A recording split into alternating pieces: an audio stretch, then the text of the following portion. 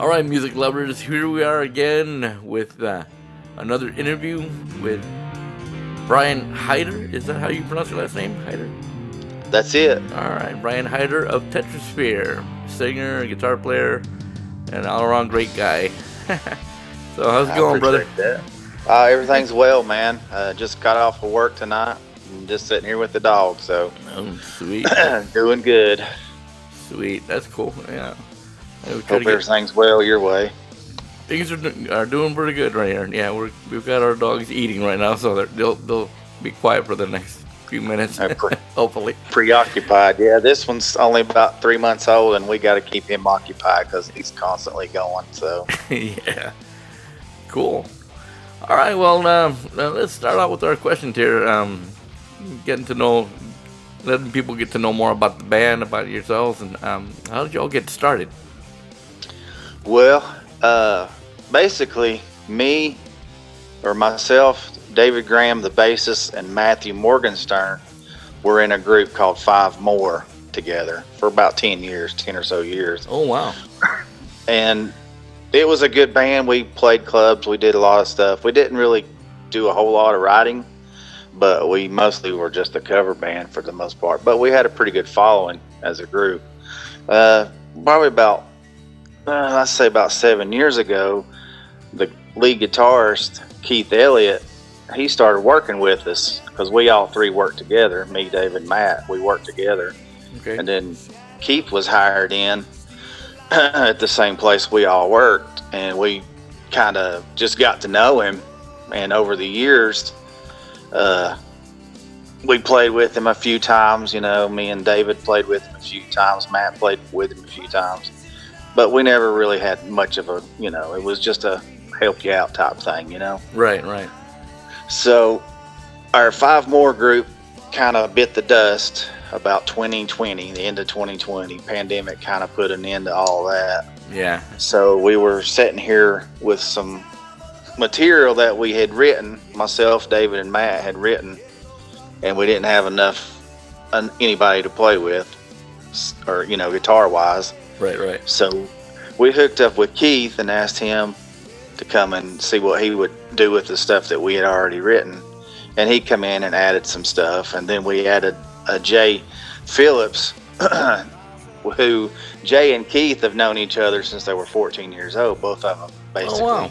Okay. Yeah, they played in multiple bands together, and they've done all kinds of things here and there with other people and things like that. So, and we all knew each other because where we worked with Keith, Jay kind of made some appearances over the years too. So we all kind of knew each other. Well, when everything pandemic hit, Five More was done. We brought Keith and Jay in, and we finished the first album because we actually had somebody who could come in and actually lay guitar parts to it that wasn't just, Right, right. just the chords or whatever. They brought a dimension to the group that we had never had before. Okay, You know cool. what I'm Yeah. saying? So that's basically how we got started as a group, and from that point we just started writing. We haven't really played out as a group. We just started writing this second album, and from there, that's what we're currently working on now. So. Okay. Cool. But- So yeah, that's pretty cool. So this is basically a restart from the last group, I guess. Yeah, you could say, right? Yeah, it was, we just kind of brought everybody together because we were not doing anything. They wasn't doing anything. We wanted to write some music. We had some things done, but they wasn't all the way done. Right. So we asked them to play, since we were, pretty good friends with Keith and Jay anyway. So it kind of just worked out that both of them were interested, and both of them, were ready to do it. Because I tell you, the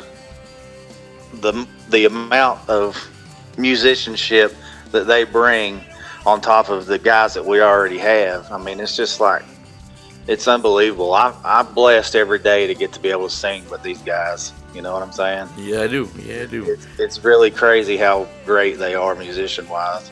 Yeah. Plus, they're pretty good guys too. I mean, I won't I won't throw any of them under the bus. I like them all like brothers. So Cool. No, that's good. There's always ups and downs in bands and stuff. I've been in a few myself, and it's understandable. But the first album, you guys, that sounded great. I mean, I'm really excited about the new stuff coming up for you guys. But I guess we'll hear more about that later on. How did you guys come up with the name TetraSphere? well, honestly, when we got together, we were already starting to think about the second album. Right. Me and David, Matt and Keith and Jay were already thinking about what we wanted to do for the second one. Well, we come up with, we're heavy prog guys, right? We love prog, we love metal. Right. So that was kind of what we got to thinking of, a concept, right? Right. So basically the next album is a concept album. Well, the concept that we come up with basically helped us name the band. And that's where we got the name TetraSphere, which if you kind of look it up, you really won't find anything because it's not really a word. It's kind of a made-up word almost, you would say. Right. But when you look up the word tetra, and then, sphere is sphere, but it's basically a four-sided sphere, right? Right. So cool. Coming up to the concept part of it, it basically, once you know the concept that we've got, then you'll understand where the TetraSphere comes from. So that's cool. Kind of how it came about. But it's kind of a unique name, we've never seen anything like that before. So it was just, it kind of, when we all heard it, was like, yeah, that's pretty good, let's use that. So that's how it went. It's funny, growing up, I used to have this little cube that had a globe inside. So you had the Earth inside, but it was inside this glass cube. So I was like, right. TetraSphere. That's pretty cool. Well, it's always good to come up with something unique and catch people's attention, and you guys do that in buckets full. That's for sure. I mean, that's kind of what we're hoping that we continue to do when we write, and make people think, make people pull people in with the stories that we tell and the music, and just the musicianship, the amount of quality that these guys bring to everything they do. I mean, that on its own will bring people in left and right, because watching these guys play is, I mean, like I said, it's just crazy to watch them play, and I get to be part of it. I'm pretty humble when I listen and watch my bandmates, because these guys are they're amazing to watch play, all of them, and they're even better human beings. So I mean, I'm pretty blessed to be with them all. So right. Hopefully one of these days we'll get a chance to see you guys live and in person. Oh, I hope so, man, because we're with this album coming up. Once we get it finished, we're really going to try to push this thing the best that we can. So we're going to use every ounce of person we know and everything to try to get this thing played and try to get people to follow and listen to this album, because I think myself and the rest of us, we really think we've got something here. So cool. I'm sure a lot of people always think that and whatnot, but for some, this is a lifelong dream really for us. I mean, we've always wanted to put albums out. The first one wasn't, it was like almost an EP, but this one's going to be a full-fledged, there's going to be 14, 15 songs on this one. So. Wow, okay. Cool. Yeah, well, when that comes out, we'll do all we can to help out with the promotion and all that. That's what Rock the Alphabet's about, promoting new and upcoming bands and helping people out that don't get a fair share. There's a lot of weird stuff in the music business nowadays, especially after the pandemic and all that. But we want to move past all that and be able to help each other out, because that's what we're supposed to do, right? We're supposed to take care of each other, one another. And the more we support one another, the better the outcome. I believe, I truly believe that. So that's cool. Oh yeah, I 100% agree, man. You've got to lift each other up. You can't put, it. No matter, there's a market for everybody, right? And as long as everybody, supports one another, I mean, the sky's the limit, as long as everybody's out there trying to pull in the same direction. Right. So, I know everybody wants their piece of the pie and whatnot, but for us, we're average Joe guys. We're all in our 40s and whatnot, so we ain't got we don't have any delusions of grandeur, as C3PO would say, but we just want to make music and have fun with it. And if people like it, great. If it gets us some notoriety, wonderful. But that's not why we do it. So right. Well, that's cool. We're just there to play. So and have a good time. That sort of goes into answering the next question: what are the goals for the band in the future? I mean, continuously writing. I mean, we were always wanting to write music and continuous. We've even talked about looking forward past this album.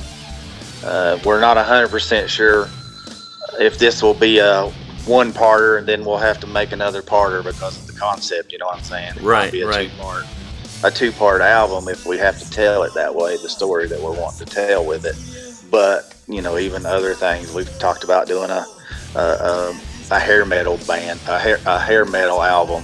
Something kind of that, because we're all fans. Grew up in the '80s and stuff like that. So that's one of our, we got Aussie fans and people like that. Striper and those types of groups. We're all big fans of them. So we kind of have our our head everywhere when it comes to the future. But main thing is to keep writing and play when we play. Play out wherever we play. It doesn't matter to us. We'll play in front of 2 people or 200. You know what I mean? Right. So. Right. Yeah, we used to always say we'll play at the opening of a letter.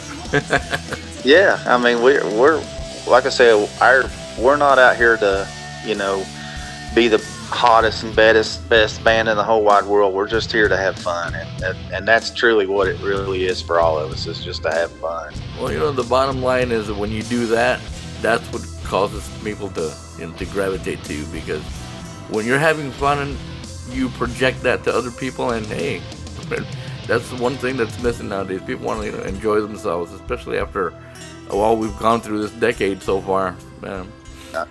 So yeah. I agree. Yeah, I mean, that's part of it. I mean, music brings people together, and if you're having a good time with it, other people can see that, and they, like you said, they want to gravitate towards that, and that's just where that's what when we get together, to practice or whatever, we're just having fun. We're not in here busting each other up. We're just having fun. So that's cool. So you're working this new album. What's life for TetraSphere in the studio like? Well, I'm glad you asked that question, because I think it's a fairly unique way that we're recording this album. Okay.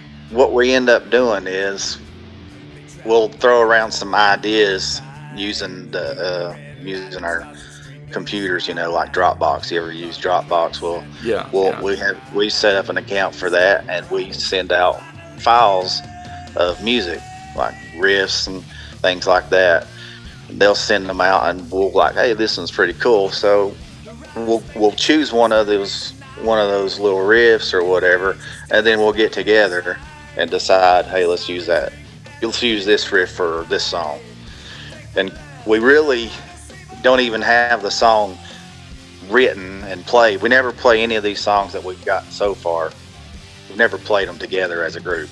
You know what I'm saying? Okay. All the way through, because we're just sharing the files back and forth.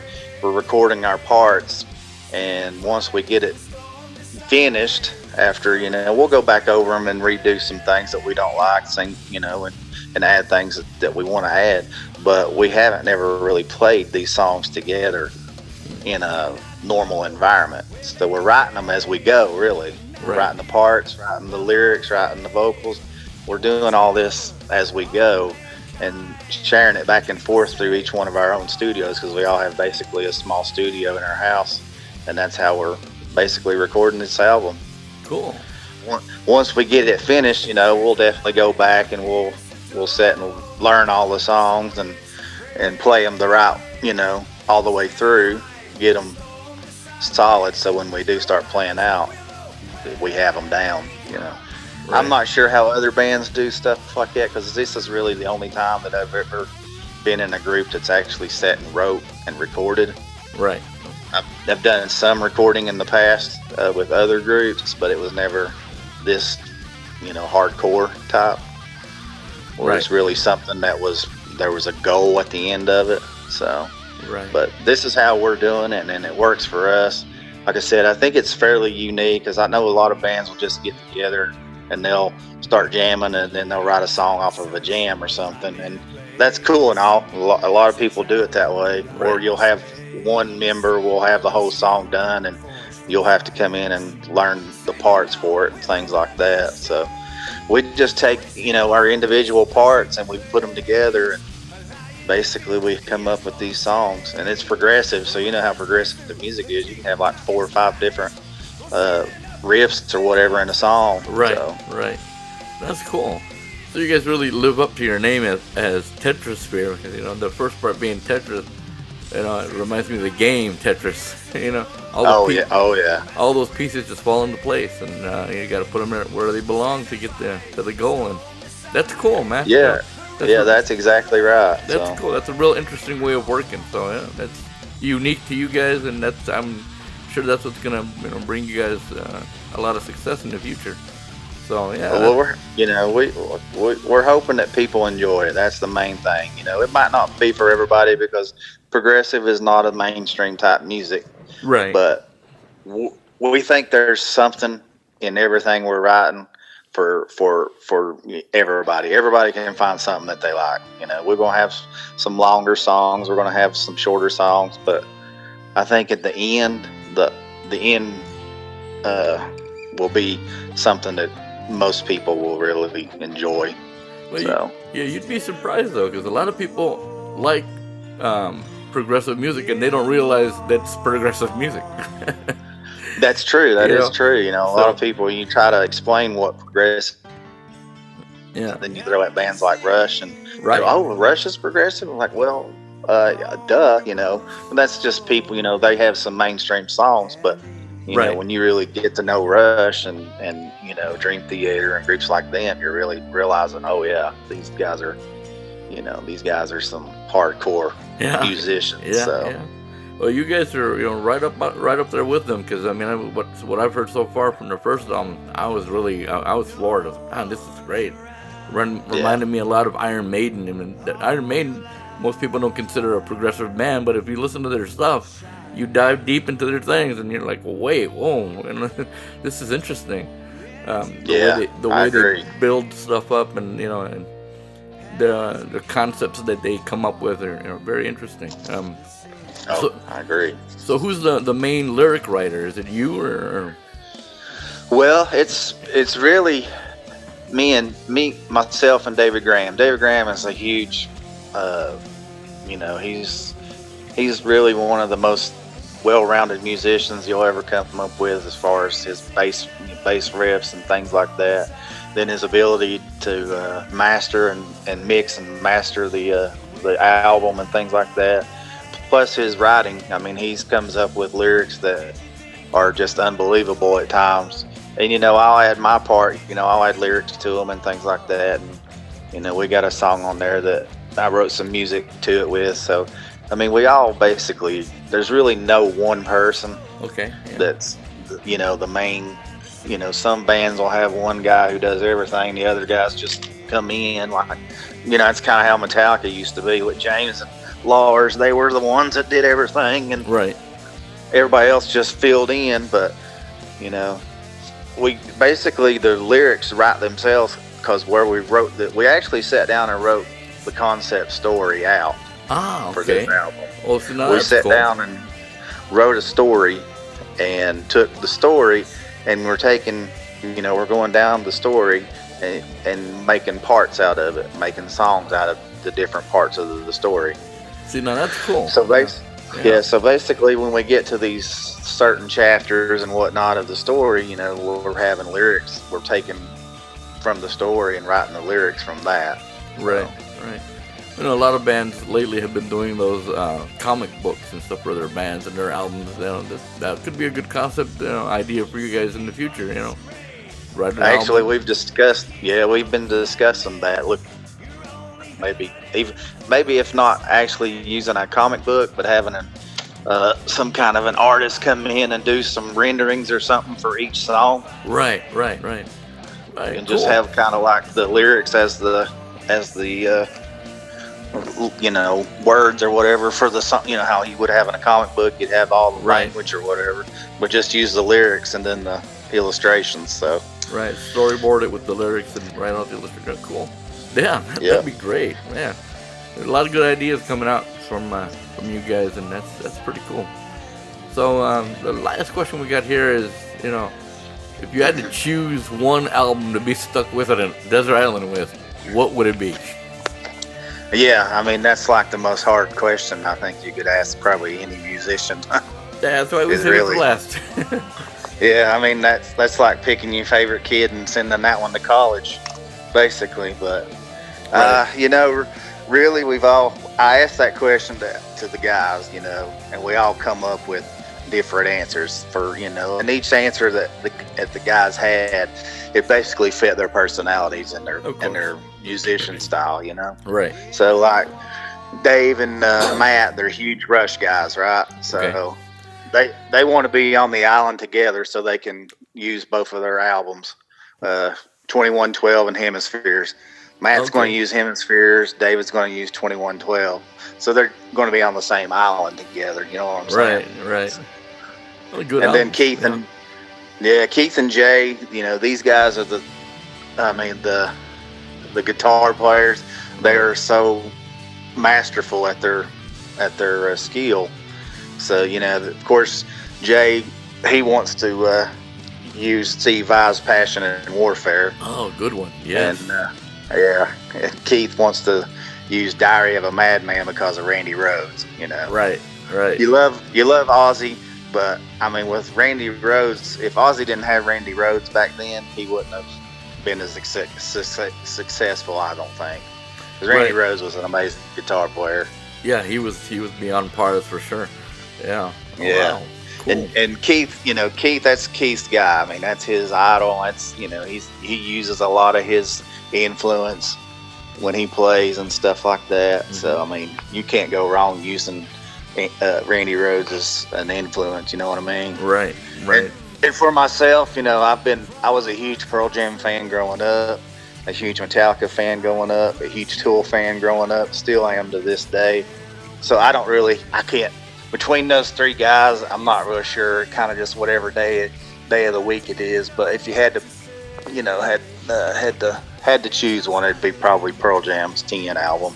Okay. That album was amazing for me. So yeah, that was a good one. Yeah, those guys. Cool. They a lot of people soured on the grunge era and whatnot, but for me, I fell in love with it when it came out. So yeah. It's influenced me over the years, quite a bit. So gotta love Eddie better. Yeah, I mean, he's a damn icon, that's for sure. So yeah, he's a good vocalist. I love him, and Chris Cornell was another one of those guys. Wow, Cornell was amazing. I regret never being able to see him live, but man, I saw Pearl Jam one time, but I never got to see Chris Cornell in any of his groups. But I could listen to him all day. Oh so. Yeah, definitely. That's cool. All right, so let's get a little more with the people. Get them to come out and check you guys out. Where can they find you? Well, I mean, you can find us on Facebook, of course. Just go to facebook.com/TetraSphere. We have an Instagram account. Just search TetraSphere. It's on there. As far as really any other social media, that's really all we have right now. We're not a great, huge band, but all of our music that we do have, the TetraSphere album, finally, is on Spotify. It's on Apple Music. It's on Pandora. You name it, it's on there. YouTube, cool. Music, it's everywhere. So cool. You can find it anywhere there. So, but we're hoping to expand that when we get this second album done. We're going to look into possibly creating our own website, things like cool. that. Okay. So maybe we'll see how far this takes us. So right. We're about 7 songs in right now. So okay. halfway there almost. Yeah, Cool. kinda. Cool. All right. Well, this it's been great talking with you and chatting with you and finally getting to meet you over the phone at least. Being able to Yeah, yes, sir. being I able to enjoy hear you. talking to you and stuff on Facebook. I enjoy all the content that I see on Rock the Alphabet and MM Radio. I mean, you Right. guys have been a huge supporter of us this past year and a half, and I just want to tell you how much we appreciate it because we really do. You guys have really opened up doors and things for us as far as exposure goes. So we want to appreciate, let you know that we sincerely appreciate it, and we look forward to doing more. And as we get this new album done and stuff, that we definitely want to, you know, use you guys as much as we can, and and have whatever we can do for you all. We're Right. always right there for you if you need us. So Well, that's good to know that our help is actually generating some support for you guys because we'll put it out there, but we really don't know unless we're told by the bands, hey, we got this, because of you guys, and that's a big slap on the back there, to help us out. And yeah, I mean, let you us know, guys. you know. Oh yeah, you guys have just been. I mean, like I said, y'all have been probably one of the biggest benefits to us as we've been a group that we've really ever had.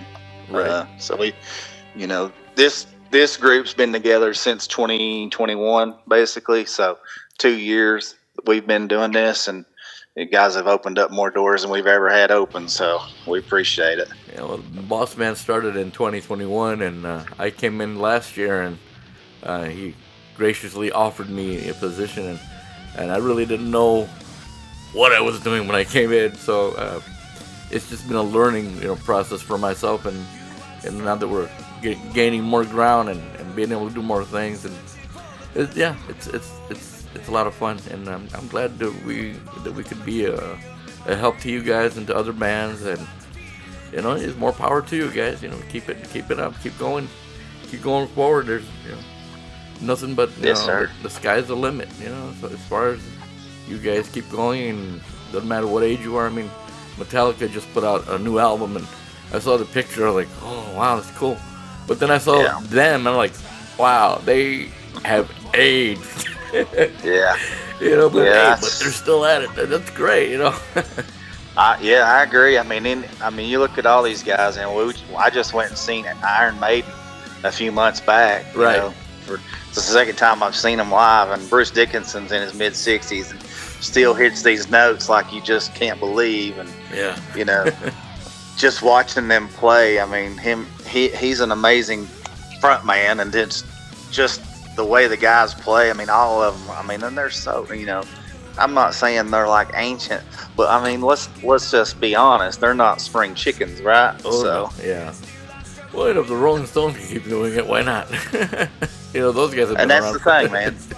That's the thing about music. Yeah. I mean, people, you can do that as long as you're physically able to play and sing and do whatever. Then I say do it until you can't no more. So. Right.